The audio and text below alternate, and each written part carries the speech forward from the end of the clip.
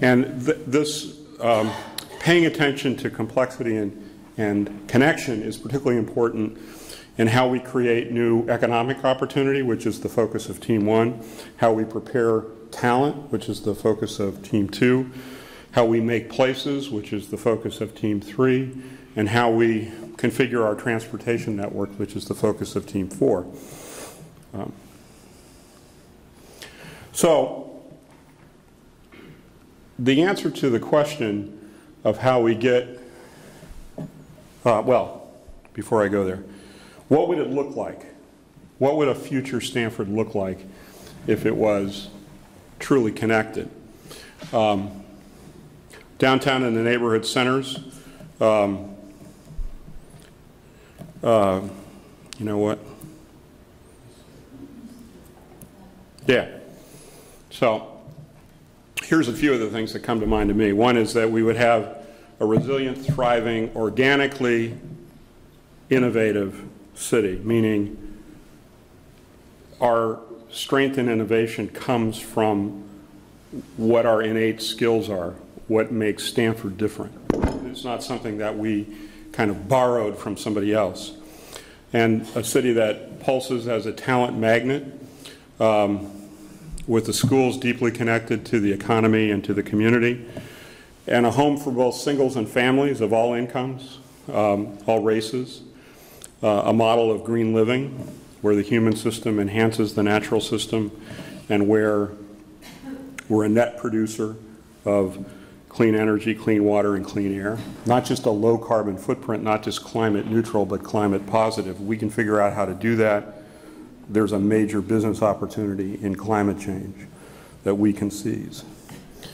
Downtown and neighborhood centers with vibrant public realms, enhanced by a good mix of office, residential, retail, at a good mix of price points, a walkable and bikeable city that's easy to get around in whether you have a car or not, connected by higher speed and more frequent one-seat rail service to both New York City and other nodes in the metro and the Northeast Corridor, including Northern Jersey, Long Island, and Hartford. So how do we get there? I would suggest to you that our small size is an extraordinary advantage.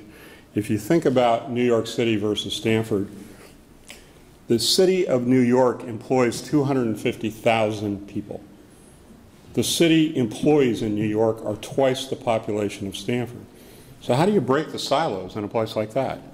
For us, it's walking across the street or down the hall. We can innovate faster across the silos than a bigger city can. That's our advantage of size. We ought to exploit it. So that's what, in part, we've been trying to do with Reinventing Stamford. Part of the answer to the question, how do we get there from here, is this civic conversation and strategy and action that we formed over this last year. Now nine town meetings, every one of them about 100 people. A good mix of people, I think, from all sectors and different ages, different neighborhoods. About 300 people in total have been to at least one of our town meetings. And it's had the support of both the current mayor, Republican Mike Pavia, and the previous mayor, Democrat Dan Malloy. So this isn't a partisan thing. It's something that spans the two. We started with a core group of partners who are still with us, and we're in the process of expanding that group to include more partners. Want to seek out a variety of different kinds of funding sources for the initiative going forward. This PowerPoint was developed in part for that purpose. So what is Reinventing Stamford? It's not about getting city government to do something.